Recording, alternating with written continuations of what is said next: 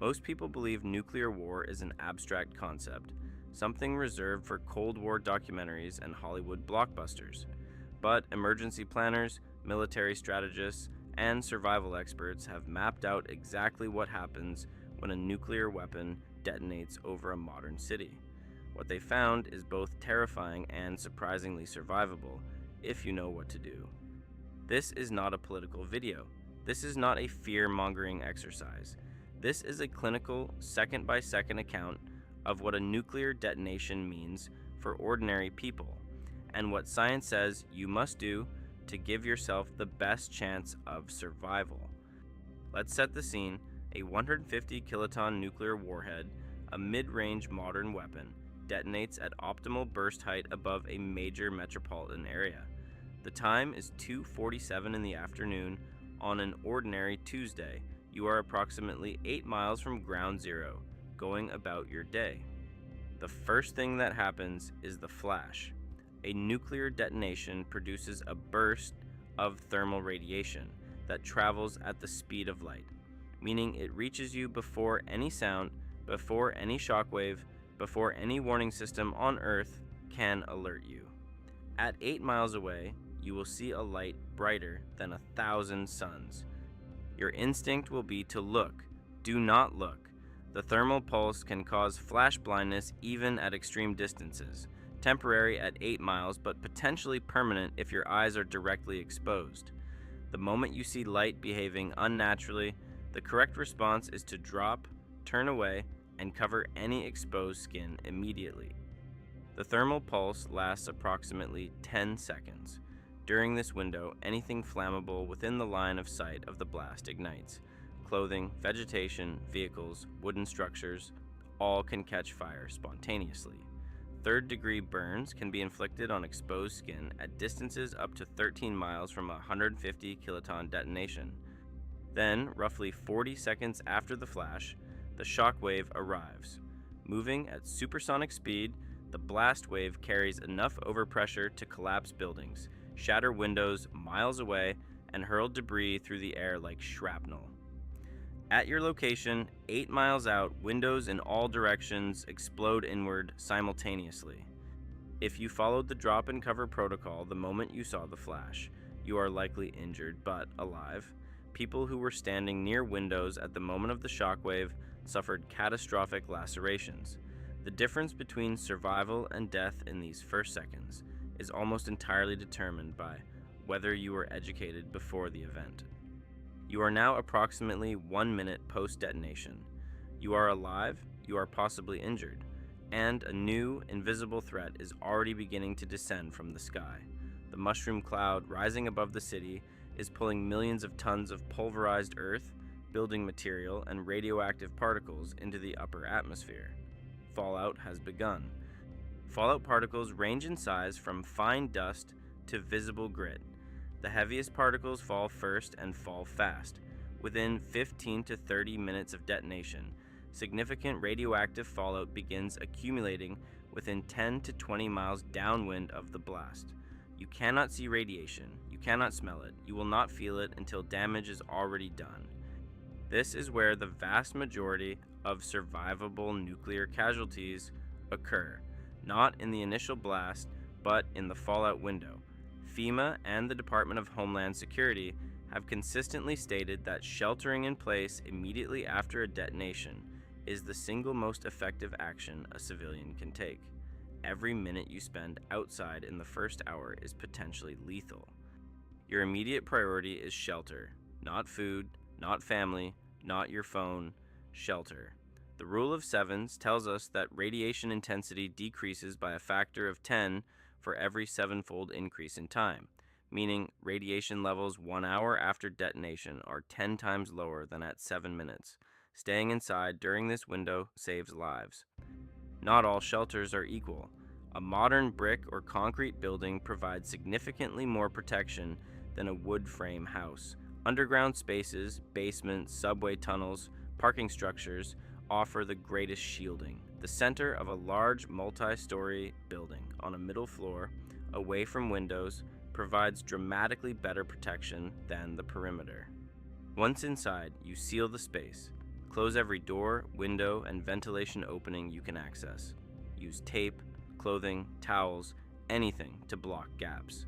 Turn off HVAC systems immediately. They will draw contaminated outside air directly into your shelter. Your goal is to reduce air exchange with the outside world to near zero. You now enter the most psychologically brutal phase of the 72-hour survival window. The wait. You are isolated. Communication infrastructure is likely destroyed or overwhelmed. Your phone may not work. You do not know the status of your family. You do not know if more strikes are coming, and you must stay where you are. Emergency management agencies recommend sheltering for a minimum of 24 hours, and ideally 48 to 72 hours, before any evacuation is considered. The primary reason is that radiation levels drop dramatically in the first 24 hours, making an eventual exit far safer than an immediate one. Every hour of patience is an investment in your survival. Water becomes a critical concern within the first few hours. Stored water in sealed containers, bottles, sealed tanks, water heaters is safe. Any water that was exposed to the open air at the time of detonation or shortly after should be considered contaminated. Fallout particles are primarily a danger when ingested or inhaled, not from external exposure alone. If you were exposed before reaching shelter, physical decontamination is critical. Remove your outer clothing immediately. This eliminates up to 80% of external contamination. Shower with soap and water if available, but do not scrub. You want to remove particles, not drive them deeper into skin. Blow your nose, wipe your face, and seal contaminated clothing in a bag. Hour 3. The silence outside is complete. No sirens, no traffic, no aircraft. In the initial hours following a nuclear detonation, electromagnetic pulse effects may have disabled electronics across a wide area. Battery-powered AM radios and hand-crank emergency radios become your only link to authoritative information, if any broadcasts survive. Hour 6. Outside, a phenomenon called a firestorm may be developing near ground zero. The intense heat of the blast ignites hundreds of simultaneous fires across the destroyed zone. As these fires merge, they create their own weather system, drawing oxygen inward at hurricane force, reaching temperatures that make survival in the open zone virtually impossible for miles around. Hour 12. Radiation levels outside at your 8-mile distance have dropped to roughly 1/10 of what they were in the immediate aftermath. This is still many times higher than safe background levels, but survivable for limited exposure. The temptation to venture outside will be enormous. The discipline required to resist that temptation is what separates the living from the dead. Hour 24. You have reached the first major threshold. Radiation decay means that what would have killed you in 30 minutes outside yesterday would now take hours to accumulate the same dose.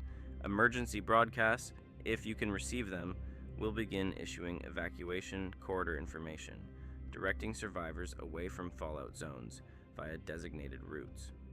The human body is remarkably resilient, but radiation sickness, acute radiation syndrome, will be presenting in survivors who were exposed in the early hours. Symptoms include nausea, vomiting, fatigue, and, in severe cases, hair loss and internal bleeding. Without medical intervention, high-dose ARS is fatal. Low to moderate doses are survivable with hydration, rest, and time. Hour 48. The outside world is beginning to reorganize, but not in any form you would recognize. Military and FEMA assets are establishing radiation control points on major highways. Decontamination stations are being erected at pre-designated locations. The survival infrastructure is mobilizing, but it takes time to reach the affected region. You are still on your own. The psychological toll of 48 hours of isolation in a sealed space cannot be overstated. Studies of disaster survivors consistently show that maintaining routine, managing information consumption, and focusing on actionable tasks are the most effective strategies for preserving mental function under extreme stress. Your mind is your most critical survival asset. Hour 60. The decision point is approaching. Radiation levels are now declining steadily. If you have a functioning dosimeter or emergency radiation indicator, you can begin measuring ambient dose rates. The recommended threshold for evacuation varies, but most emergency protocols suggest that once outdoor levels fall below a specific hourly dose rate, controlled exit becomes viable. Hour 72. The decision has been made. You are exiting the shelter. Every piece of exposed skin is covered. You are breathing through multiple layers of damp cloth over your mouth and nose. You are moving quickly. You are not stopping. You are not touching surfaces unnecessarily, and you have identified your destination, a designated reception center, before you stepped outside. The world outside your shelter bears no resemblance to what it was 72 hours ago. The social order, the infrastructure, the environmental baseline, all fundamentally altered. But you are alive, and the data is unambiguous. The actions you took in those first 3 days made the difference. Education, shelter, patience, and rational decision-making under extreme stress are what survival looks like. What this scenario reveals is not hopelessness. It reveals leverage. The difference between the casualty projections for an educated population versus an uneducated one in the same nuclear event is measured in tens of thousands of lives. The information you now carry about the first 72 hours is genuinely, measurably valuable. Share it with someone you care about. We cover the scenarios that keep emergency planners awake at night, not to frighten, but to prepare. If this breakdown gave you something real, something useful, subscribe. The next video goes deeper into long-term survival infrastructure, government continuity plans, and what the world looks like beyond the first 72 hours. Stay informed, stay ready.